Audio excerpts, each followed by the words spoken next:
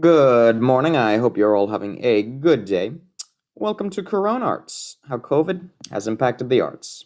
This is the finale of a three-episode series, hearing real stories from artists across multiple fields, discussing how the COVID-19 pandemic has affected their lives and careers. This episode, we will be interviewing Paul Melone, the general and production manager of Speakeasy Stage Company, and discussing the wide-sweeping effect of the pandemic on his company. I'm Ted. I'm Roman. I'm Alex. And without further ado, let's get straight into the interview.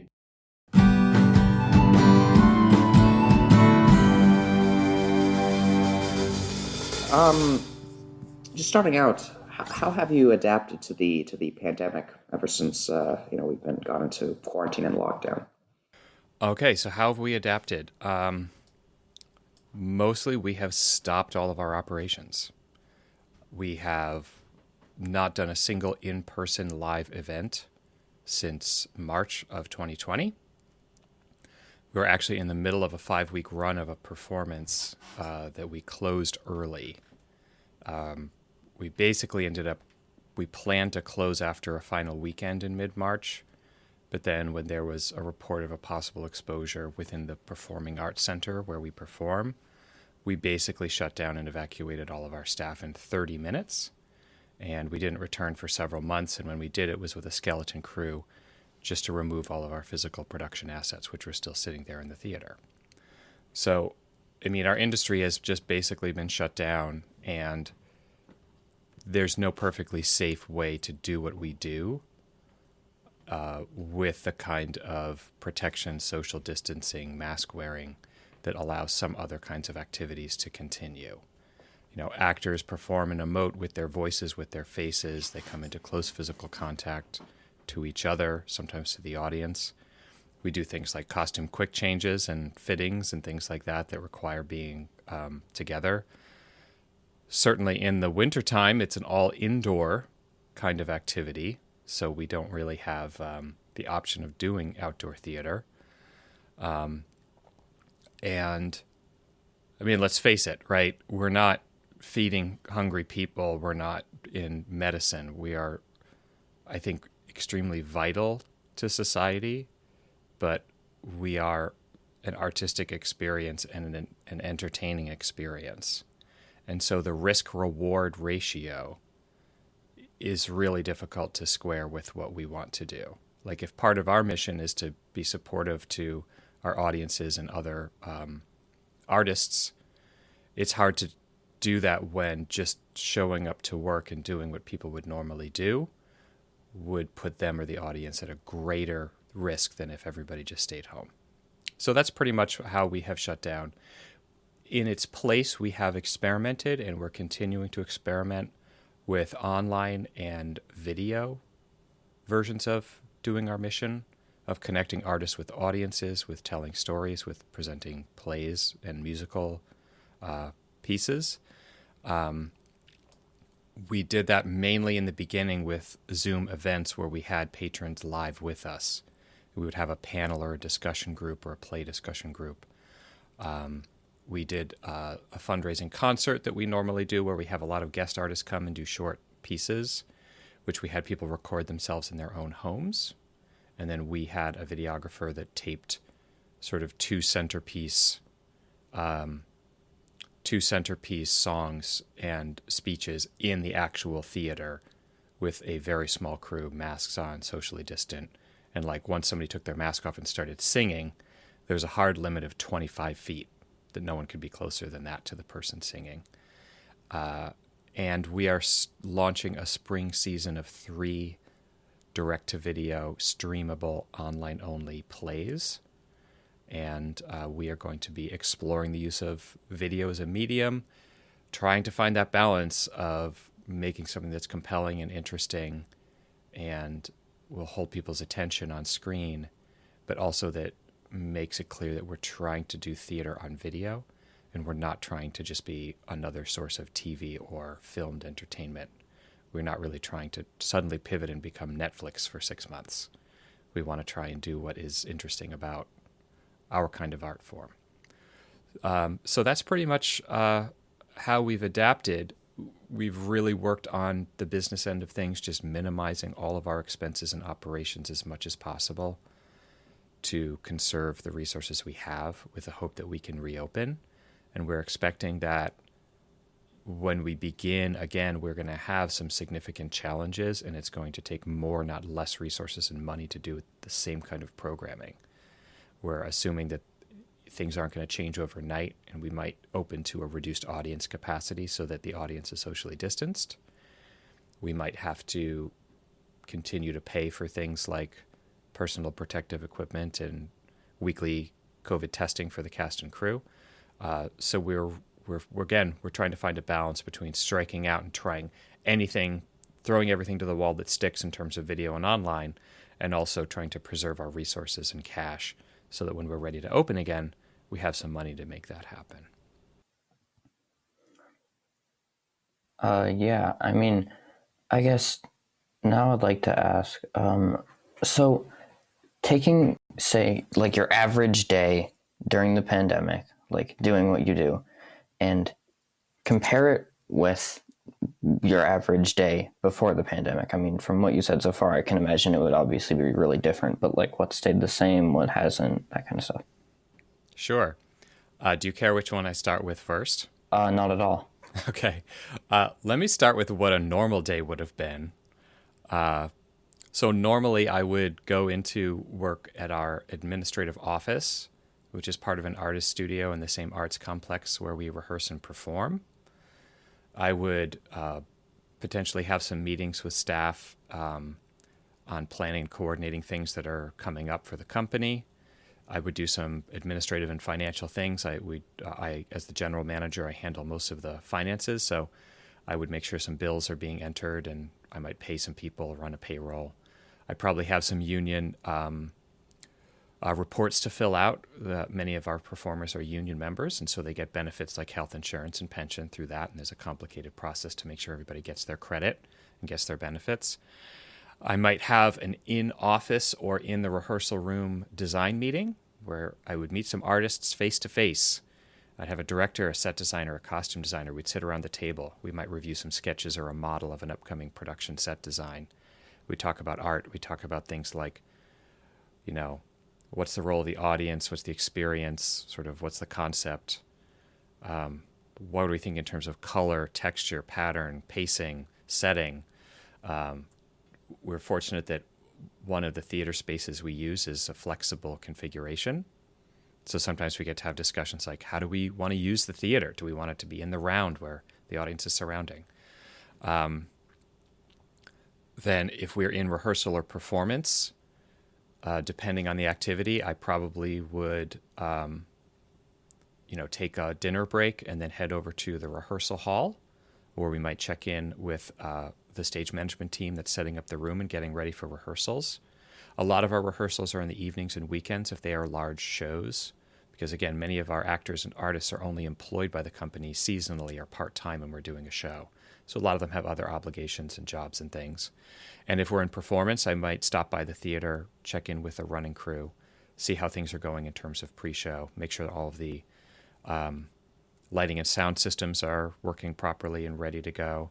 And if there have been any issues, technical issues or personnel issues, I might stick around and have some ad hoc meetings to support the production staff and the cast, and then probably stay maybe until the show goes up and the first few cues are called, things are going, and then I would go home.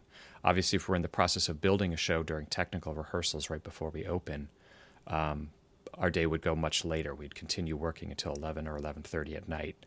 And I would basically be on site with another associate production manager, making sure that everybody has the tools they need and stepping in to support the designers, the technical crew, the artistic staff with anything they might need. And then probably I would check some emails and work on some coordinating the future season, planning and budgeting for the upcoming shows. And then I'd go to bed and do it all over again. So that's kind of all that wouldn't happen in one day, but that's a fairly good example of what a normal day would be like. Also, there might be other on-site things. We might do a site visit to one of the scene shops that we use to produce scenery to see how things are going. Or we might do an errand, like we might have to go to a vendor or to a store to make a run to pick up production supplies. So now I'm working from home. You guys can see my basement office here behind me. I do have a family, so I have 2 young children who are school age who are doing school completely remotely. And so a lot of the sort of life support systems for working artists and people in theater with families have gone away in terms of, again, there's that risk reward thing between hiring somebody to come and do childcare, sending kids out to a childcare facility, dealing with school or after school programs. And there's the risk or the possibility of any of those things being shut down or going on hiatus at any moment. So I basically do 90% of my work from my desk in my basement here. A lot of the administrative work is actually the same, and we're fortunate that we were able to really change the company's operations very quickly to an all-virtual workplace. So all of our systems, communication, documents, meetings, we rapidly transitioned to online. And I worked with my associate manager to basically get everybody set up with laptops, with Dropbox accounts, and we transitioned all of our, office infrastructure to something that could be run from people's homes. And because now, since we're basically shut down for live and in-person work, in some ways we're more of a media company for the time being. So there's a lot of media content creation that's happening.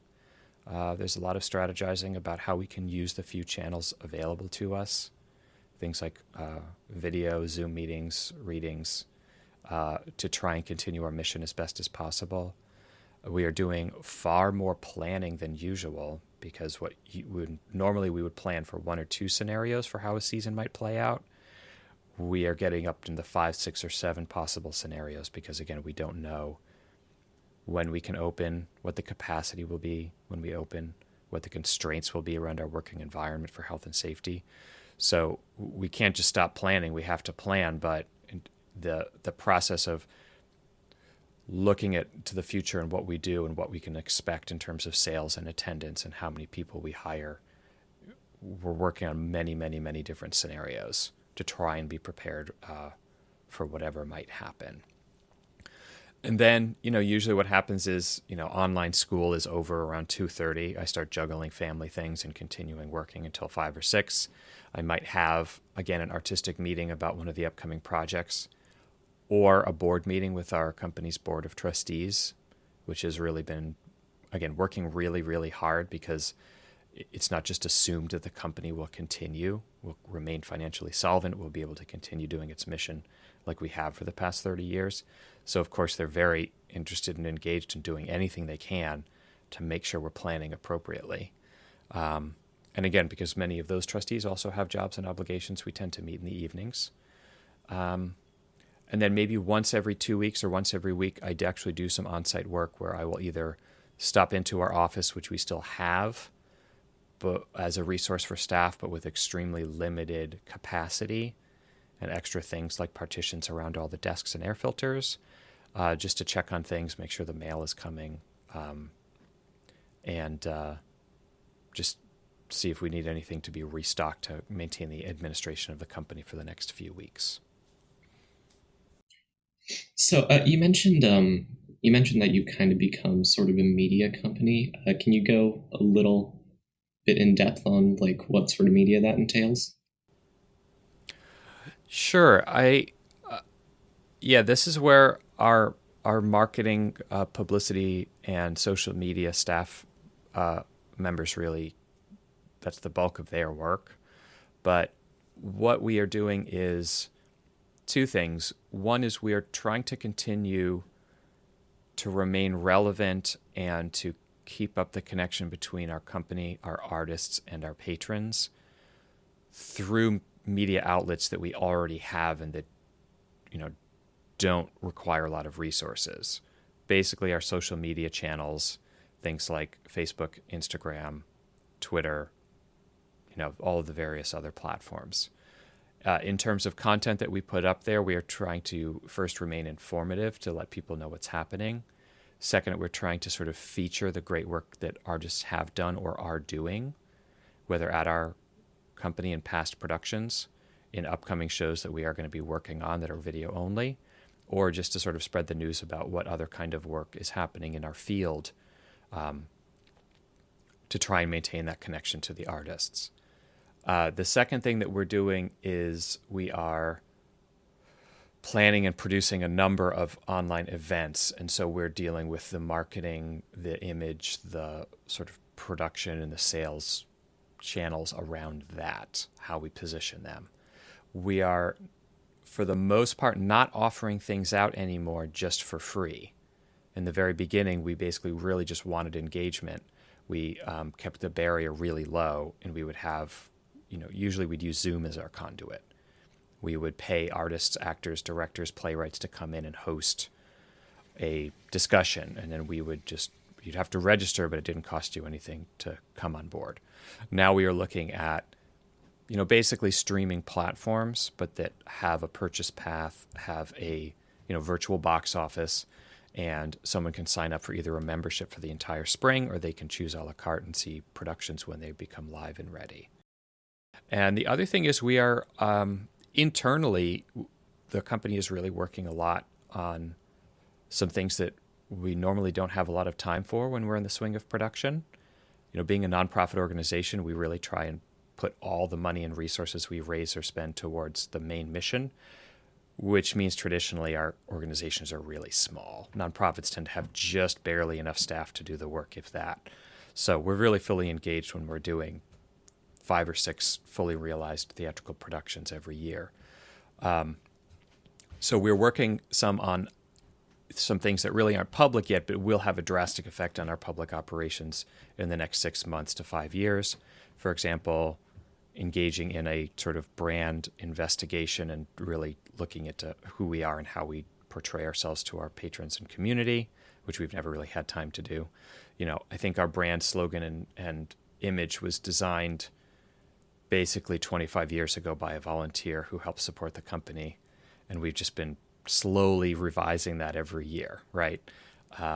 So we're working with a brand consulting agency to do that kind of work that, again, we don't normally have the time. And the company and the entire staff, not just any one person or committee, but the entire staff as well as the entire board of trustees, has been working on our company's position in regards to the larger society around issues of equity, racial justice, diversity, inclusion. What are the patterns in our society that are inherently or implicitly biased or racist? How does the theater industry in particular, which has very much a community, oftentimes altruistic, sort of open sort of presentation to the world, how does it reconcile with the fact that internally there's a lot of things that are not very equitable? There's a tremendous amount of required privilege in many ways to work in the field, which then makes the populations not really reflect the community that we exist in and serve. So we've done a bunch of work in terms of doing research, coming up with an equity and anti-racism plan that will be used in addition to our mission statement to guide the operations of the company. And then we're working on how we're going to roll that out. How do we portray that to the larger community so that we can let people know we're doing it, so we can get feedback, so we can be better at it, and so we can do it in a way that blends with the mission, because we still want to do what we do, but that doesn't blend with the mission so much that it just perpetuates any negative biases that have been built into the company's operations for these 30 years. On the focus of the pandemic, do you think there's anything that's been like any more productive for you during the pandemic than before? Is there anything that's been more productive? I will say yes, there actually has, and there are some things that I think will be really useful to keep going in terms of the future. Sadly, again, theater stops being theater when you put a camera on it. right? It turns into TV. There's really nothing about our actual mission, the actual art form that we can duplicate with technology. Like that's what makes it special, is you can't replicate it without entirely eliminating it. It doesn't matter if you're doing it high def or 4K or 8K or whatever, or 3D. There's still a medium in between you and the art, and the artist doesn't know or care what you're doing, right? That space of like everybody's in the same room, breathing together in the same moment. The pandemic has done nothing to help our understanding of that. It has only hurt. It pains me to say it, but it's really been all bad news for the main thing. The few bright spots really have to do with the management, the administration, and the creative process. One of the things I said about my day in the life was the production process that we work on has a lot of people involved, and even though the show might rehearse for only 3 weeks, we might be in performance for 4, 5, or 6 weeks. The production process takes 3 to 4 months minimum. So when we decide to really start doing a play, starting 3 to 4 months, we're hiring the key production team members like the director, the designers, the stage manager, and we have to come up with the entire concept and the physical production so that we can be ready to put it into place. And scheduling, getting all those people together is actually a huge part of my job. Oftentimes I'm sitting in a design or a production meeting where really hard challenges are being worked out. We're like, oh my gosh, this set design concept was amazing, but it's going to cost $26,000 to have it built, and our budget's only $10,000. What are we going to do? We don't know what to do. And I'm sitting there super happy because that's the easy project. The hard project was finding a time when all of these extremely talented and therefore extremely busy artists could all actually get together in the same room.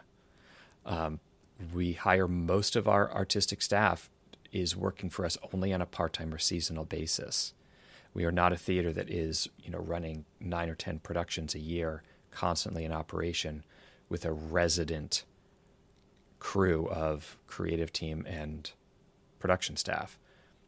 We rent our theater like most other companies in Boston because space is so expensive, and when we're not in an operation, we don't have the resources to keep people on staff towards working on the productions unless we have a production actively happening. So the way the marketplace works in Boston for this kind of work is people that work as a designer or a director or an actor build a career out of many, many, many jobs at different organizations. So there's always that balance between we really want to work with somebody who's at the top of their game, who's extremely good, who's a great collaborator, but so does everybody else. So our project is not the only thing they're working on this month or this year or even this week. So although sometimes there is, again, even in the meetings in the creative process with artists, there's no substitute for being in the same room, in the same space. I think that there is a lot of work that can be done remotely via conference call or sort of a video meeting that will make it a lot easier. And I think it will actually help to reduce some of those barriers and inequities that I was talking about earlier, which is it might be easier for somebody to juggle multiple jobs if they don't have to drive into Boston, find a place to park, walk up to the office, carry their drafting tube with all their drawings or their giant model box with a scale model, right? Like they could be, working in New York on another project to pay the bills and coming back in February, and in January we conduct all of our business via Zoom, and like that's the way we can go.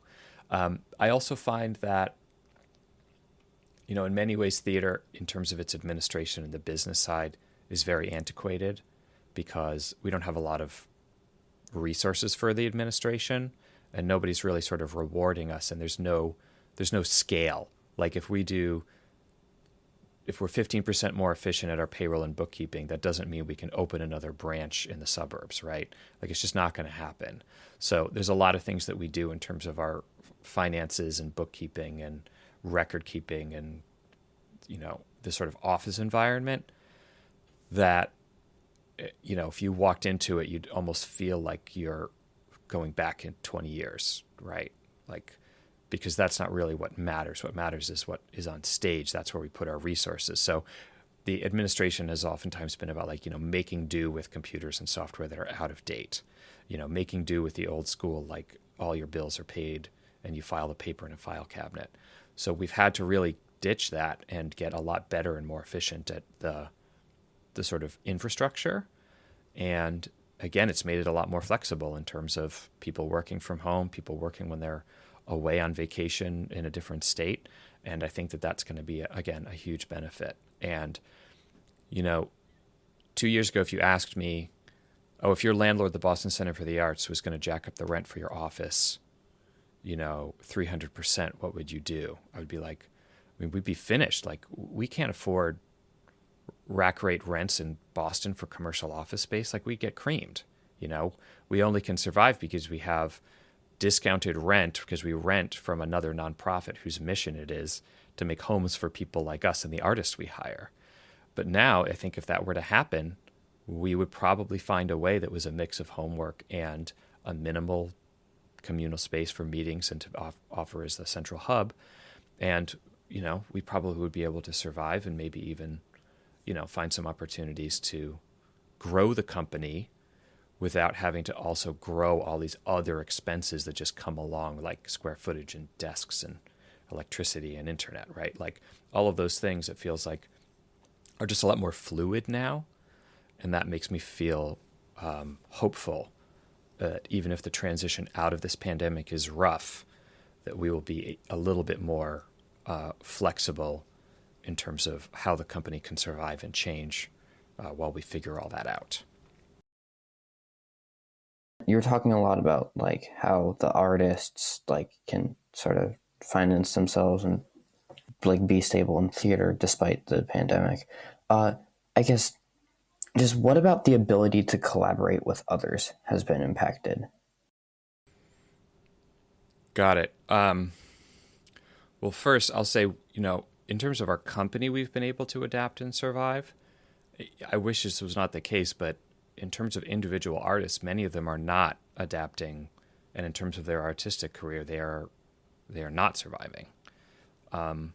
While my company has remained stable with our core staff, normally by this point in the season, we've done 2 productions and we're probably underway with a third, and I have probably hired anywhere from 15 to 20 actors, about 15 run crew positions, and upwards of 40 or 50 designers, creative team professionals, and sort of freelance people that we might hire just for a day or so to come and work with technical work to set up or maintain our shows. I haven't hired any of those people. They are all out of work, right? It doesn't look from the outside like my company has had a round of layoffs or a drastic reduction in staff, because normally we have a very cyclical wave of we hire people on and then we let them go when the show ends. The only reason it doesn't look like we've had a huge HR crisis, we've laid off 2/3 of our staff to try and survive, is because we didn't have to lay people off. We just never rehired them. So it's still honestly a huge problem in the industry. And one of the reasons we're trying to do some virtual programming, even though we are success, artistic, financial, critical, is far from secure, right? Is at least we can get some people back on a contract. At least we can start running payrolls again. But in terms of the collaboration, again, without any real projects to point to, without anything in the pipeline, again, most of the option for collaboration has stopped just because there's no real need to do it. And in terms of other projects or things we could do, we are collaborating with artists in a much looser sense in terms of trying to find other avenues that we can work with people. in terms of saying, well, just because you're just an actor and we don't have a role to cast you in, it doesn't mean that we can't hire you for a side project. It doesn't mean we can't have you, take on some part-time administrative work for a project. It doesn't mean that we can't feature you in a panel in which everybody is paid for the time that they're on for the evening. So again, I think things have been just a lot looser, but the opportunities have just really honestly been stifled, mainly because our primary creative process is still effectively in shutdown. For the upcoming video-only projects, we're starting really small, partly again because we don't know what the money's going to be like and we don't want to commit a lot of resources. And, in terms of video production, that stuff can get real expensive really fast. We are looking more into remote collaboration, not just for meetings, but for actual work. Like we will have things where, an actor might be recording themselves. We might have sent them a camera and a lighting kit and a computer, but they're actually operating the camera for themselves before they tape their scene or record their scene. And the person that would be the camera operator or the video designer and even the director are going to be on a screen in a Zoom meeting. Like we're going to be holding a rehearsal in a Zoom room instead of a rehearsal room. So we're going to be, if we can do a more ambitious project we have planned where we're going to have actors come and do work live and in person, but not in front of an audience, only in front of a limited crew, we're probably going to do green screen for parts or all of it. And again, the collaboration is going to shift from, everything that's in the show is in the show. When you walk into that theater, everything in the show is in that room at the start and everything remains in at the end, and it just all gets moved around depending on how we change the setting. We might have the process be more strung out in terms of the rehearsal happens remotely. The performance is something that happens separately in a different venue in little pieces. And then more of the collaboration actually happens after the actors have left the building. And we're collaborating by looking at files and video during the editing and post-production process. And that's something that we're learning as we go. And we're coming up with, we're learning new constraints like, it used to be the cost for labor and the time to keep people in a theater building, or the cost to rent a theater that's fully outfitted with lights and sound and everything, was the limiting factor. Now our limiting factor is sometimes like how fast is someone's internet connection, or if the video editor thinks they're done with an edit, they can't just show it to the director that minute, right? They have to hit the button and wait for their software to render and output and export, and then it has to upload to a private link on YouTube, and only then can somebody actually sit down and watch it and see what happens. So the collaboration feels like what used to be this sort of constant acceleration of like meeting here, meeting there, casting, meeting, audition, intense rehearsals, and then everybody comes together for a very intense week where we put it all together in the theater. And at the end of that week, whatever we got, that's the show. Now it feels like it's very much drawn out, and the collaboration is taking place in little bits and pieces and is going to go into less a synchronous process and more this asynchronous process where one person does their part and records it and they hand it off to the next. One person takes it and edits it and they hand it off to the next. One person watches it and comes up with a list of notes, then they hand it back. So that's been very much a learning curve, and we're trying to learn how to extend the time out on the final end of things, as opposed to normally we try and do all our planning in the beginning and then everything gets done on time. So it's caused us to really try and change our modes of thinking around. That's the biggest change to collaboration.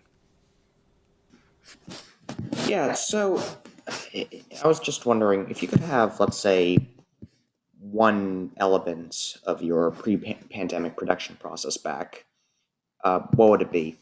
I mean, I know that there must be a lot there, but if there was one thing. Yeah, I mean, it's kind of hard to say. I mean, the one thing would be the everything, which is we want to get in the room and talk and sing and be able to tell an actor, okay, let's block the scene where you punch that person in the face, or like, let's block the scene where you grab the person, you kiss them, and you throw your bodies on the bed. You know what I mean? Like, we just can't do that now.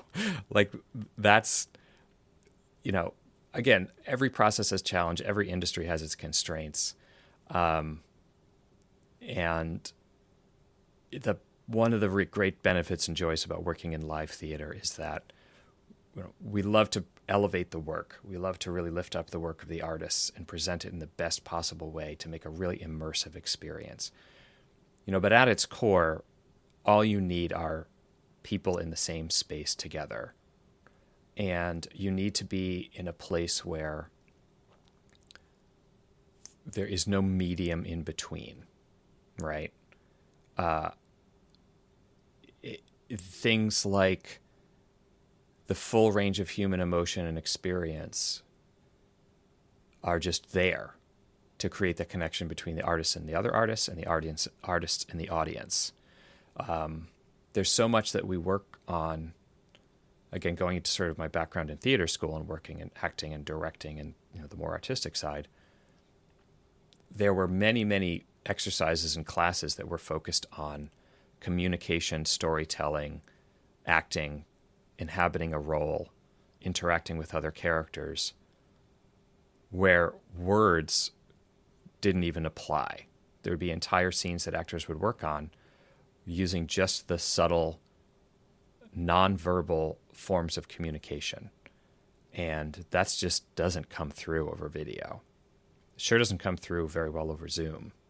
But even over, really high quality movie production, it's really hard to get that experience. So I just want to be able to be in the same room as other people and to be able to experience the work on that visceral level.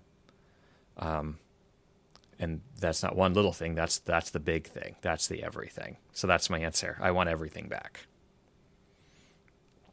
Shifting the focus a little bit, how has the audience adapted to the changes in your performance, or should I say lack thereof? Or has the audience changed, or what? That's a great question. It's hard, honestly, it's hard for us to tell because our audience can come and go as they please. One change is that our audience, honestly, has maintained or in some cases become even more generous. We sell tickets to our events. We offset the cost by charging for admission. We do it for a number of reasons. I mean, it's an important revenue stream, and also, though I wish sometimes it wasn't, there's an implied value when you put a price on something that makes it valuable in the mind of the person even before they've experienced it and before they really know what it is. So, even though we'd love to do theater, sometimes we sort of learn this lesson of free isn't always better, because if you do a free event and you have 300 people sign up, you're lucky if 200 show up. What happened to the other 100? Well, it's not to say they didn't think it was valuable, but deep down, there's some part of them that's well, I'm not really going to lose anything if I don't show up and I want to sit on my couch instead, right? I mean, we know they've lost an amazing experience, but they don't know that yet because you can't know the experience until you've had it. So, like most nonprofit theaters, we ask for donations. We raise a lot of money. A lot of it's from individuals. Some of it's from governments and foundations and sort of bigger funders like that, but not as much as you would think. We by far get the most support from individual patrons, in addition to paying full price for their tickets or signing up for a full year subscription, donating money, donating $100 when they buy a subscription, writing a check for $50 at the end of the year when we send them a letter saying, please give money to our annual fund. We hold fundraising events where, yes, there's a show component. Yes, there's an entertainment component, but also there's a high ticket price and there's options to donate even more. And a lot of people do that. They're very generous, and they do it because they're the flip side of the people that sit on their couch because they don't lose anything. They couldn't bear if the company went away and they didn't even have the option to buy that ticket. They really want to live in a community in which theater exists and artists can do their work.